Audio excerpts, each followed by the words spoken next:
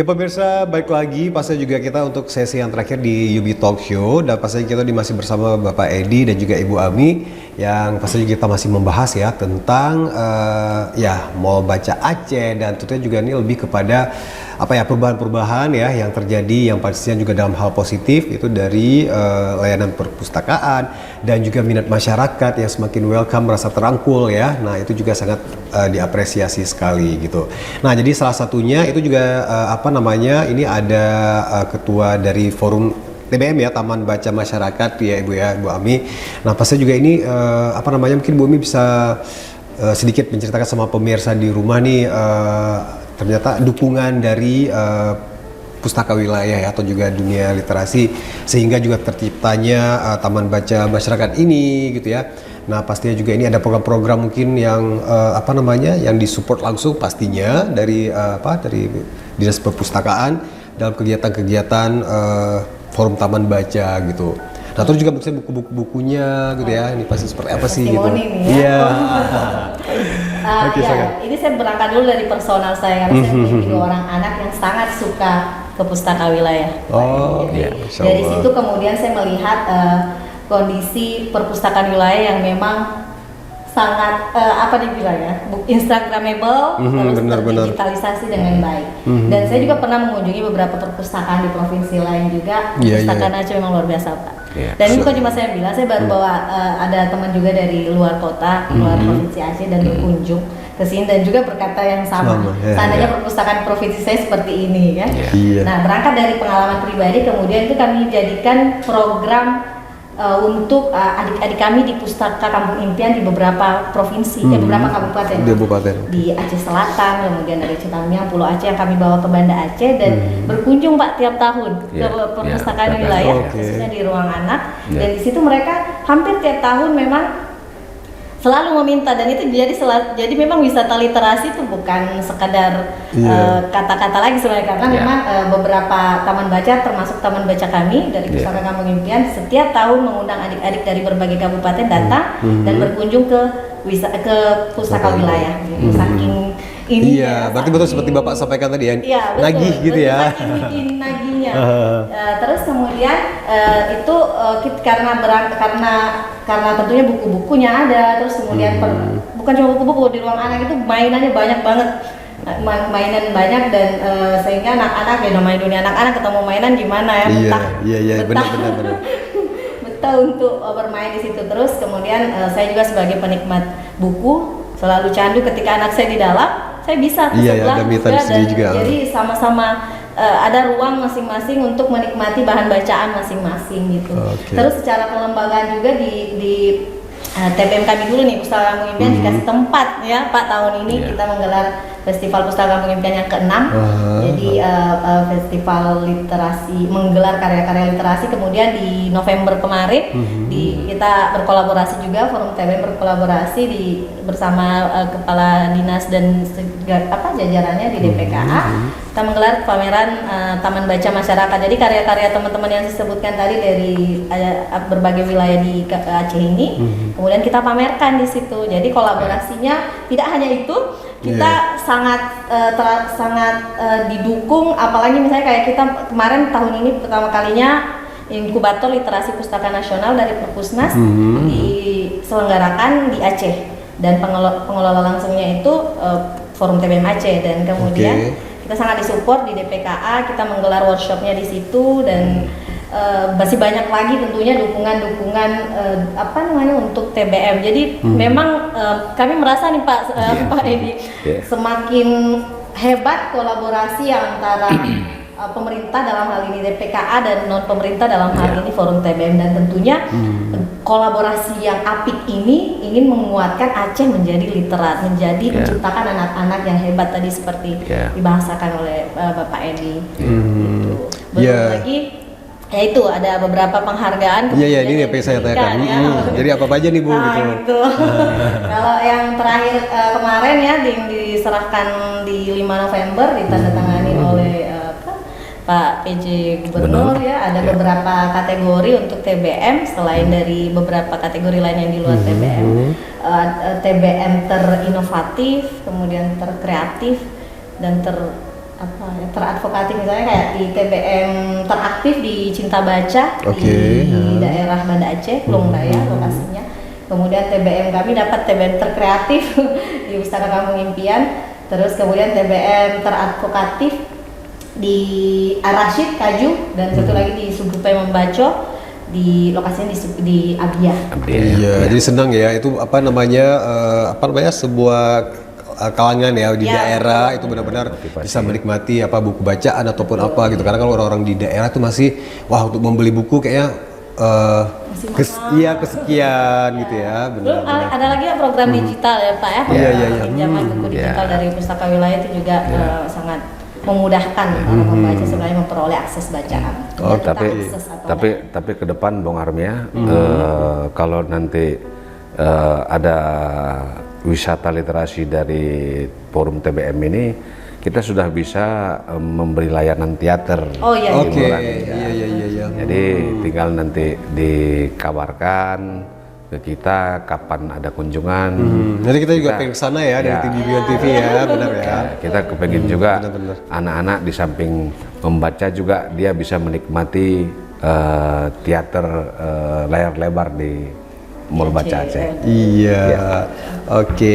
Nah, terus juga mungkin tadi ada ketinggalan nih Pak ya. Nah, jadi seperti kita ketahui, tapi mungkin ada beberapa masyarakat yang ya pasti sudah tahu juga. Nah, tapi mungkin ada masyarakat yang belum tahu. Nah, di mana juga ini kalau setiap perpustakaan itu kan ada akreditasinya Pak ya dari Perpusnas pusat ya atau apa gitu. Bahkan mungkin kalau di kampus, nah ini juga kalau di Budia ini juga alhamdulillah dapat A juga Pak untuk kategori kampus ya dulunya. Nah, jadi juga untuk pustaka wilayah ini pasti juga ini dengan udah skala yang besar ya, provinsi. Nah itu bagaimana Pak itu apa bisa mendapatkan predikat akreditasi A ya, ini merupakan salah satu yang membanggakan juga ya, karena itu ya penilaiannya kan nggak hanya dari fasilitas, layanan dan segala macam. Gimana Pak?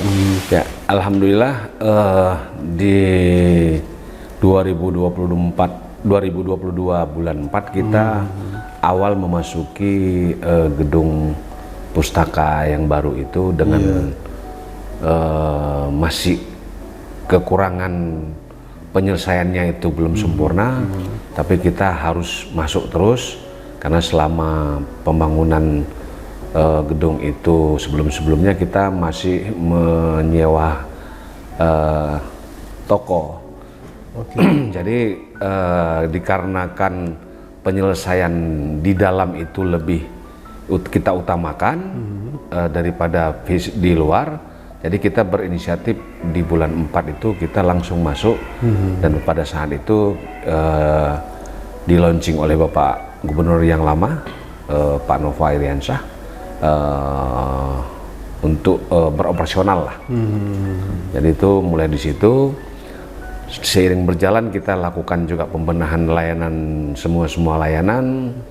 Ya alhamdulillah memang kita berlari kencang, Pak Bung Armia. Karena begitu di 2023 di bulan 2 itu tim akreditasi datang melakukan penilaian ke Aceh. dengan kita bulan 4 masuk di 2022, bulan 2 2023 nggak sampai setahun sudah mereka lakukan penilaian akreditasi sesuai dengan amanat Perpusnas. Seluruh perpustakaan, baik itu perpustakaan daerah, baik itu perpustakaan kabupaten kota, provinsi, dan juga perpustakaan sekolah itu harus dilakukan akreditasi. Jadi alhamdulillah setelah dilakukan oleh penilaian oleh tim, kita mendapat hasil yang sangat baik. Alhamdulillah kita dapat akreditasi A dengan berlari kencang lah saya sampaikan tadi. Tidak sampai setahun kita sudah bisa mendapat predikat A. Tentu ini dalam indikator-indikator yang menjadi penilaian akreditasi ada sarana, ada koleksi buku, kemudian tempat baca. Itu tentu sudah ada mekanisme standarnya itu, NSP akreditasi itu. Itu sudah kita penuhi dalam seiring berjalan mulai kita masuk sampai dengan penilaian itu. Jadi alhamdulillah mudah-mudahan untuk Aceh yang sebelum-sebelumnya dengan pustaka yang lama, dengan bangunan yang lama, kita belum pernah Aceh itu memiliki predikat A. Yang paling tinggi itu B, Bu Ami. Walaupun dulu dengan bangunan yang lama, pustaka wilayah juga hanya sebatas B yang didapat. Tapi alhamdulillah, tentu ini bukan karena saya, tapi juga karena teamwork yang bekerja ini, kesamaan mindset dalam membangun pustaka ini sudah sama. Jadi inilah yang kita gerakkan. Kalau sudah sama mindset, saya yakin tidak ada satu komando, ikuti, setelah kita presentasi, ikuti, sepakat, ikut. Nah, jadi makanya alhamdulillah akreditasinya baik. Ya. Oke, nah mungkin sebelum ada 2 pertanyaan terakhir juga nih, ya mungkin penasaran juga nih terutama juga mungkin dalam angka gitu ya, mungkin dari Ibu Ami sebagai pegiat literasi dan juga Bapak juga ya mungkin hadir berbagai macam di forum nasional dan juga internasional. Nah, jadi kalau misalnya angka literasi atau juga minat baca untuk Provinsi Aceh sekarang dibandingkan dengan provinsi-provinsi lain ya, itu kalau kita di mana sih Pak gitu ya? Nah, mungkin masyarakat juga pengen tahu gitu dari Bapak dulu. Memang angka literasi Aceh dalam 3 tahun pasca COVID itu meningkat terus untuk di Aceh. Kalau nggak salah kami di tahun 2021 yang awal COVID sudah mereda, itu kita berada angka literasinya di 34. Namun di 2022 ada kenaikan menjadi 43. Nah, di 2022, 2023 kita sudah mencapai kenaikan 6,6, 66,6. Nah, jadi ini 3 tahun ini meningkat terus. Kita berharap nantinya bisa menjadi ataupun sejajar dengan provinsi-provinsi yang terbaik dalam angka literasi. Perlu saya sampaikan, angka literasi tertinggi di tahun 2023 itu tentu saya kurang ingat ke apa, Jogja atau Jogja kayaknya. Satunya ya. Nah, itu angka literasinya itu hanya capaiannya itu sekitar 80-an. Iya, berarti nggak beda jauh ya dari kita. Nggak beda jauh. Nah, kita hari 66. Mudah-mudahan di 2024 ini kita berharap ada kenaikan lagi. Kalaulah kita ada kenaikan lagi, berarti kita kan sudah mulai. Memang kalau diurut secara seluruh provinsi, kita berada middle ke atas. Iya benar. Posisinya di tengah, tapi kita nggak di tengah, tapi ke atas sedikit, ke atas bukan ke bawah. Cuman saya kurang tahu di posisi ranking berapa dari seluruh provinsi itu, ini lupa ini. Jadi ini mudah-mudahan dengan kerjasama dengan fasilitas yang kita punya, kita berharap di 2025 nanti Bung Armia penyelesaian 100% mall baca ini tuntas dan ada layanan yang baru untuk kafetaria rooftop yang kita buat di lantai 5. Itu juga saya meyakini nantinya juga di situ bakal dipenuhi oleh pemustaka, walaupun mereka di rooftop itu ya kebutuhannya untuk makan minum, tetapi di situ juga kita ikut sertakan pojok-pojok baca, ada novel, ada cerita anak, karena welcome juga yang bawa keluarga. Jadi itu nantinya kita harapkan juga itu bisa jadi menambah kunjungan dengan adanya rooftop itu. Kalau mungkin yang penyelesaian yang lain ya mungkin tampilan depan itu landscape, kemudian basement dan sedikit-sedikit ACV yang ada di belakang, kemudian keliling pagar. Jadi itu dan kita pun berharap nantinya kalau seandainya tuntas pekerjaan itu, safety keamanannya pun sudah bagus. Itu dulu pustaka wilayah itu malam buka, Bu Ami ya. Iya sih, kalau saya hari dulu ya ini, pernah buka ya sampai jam berapa gitu, jam 10 ya.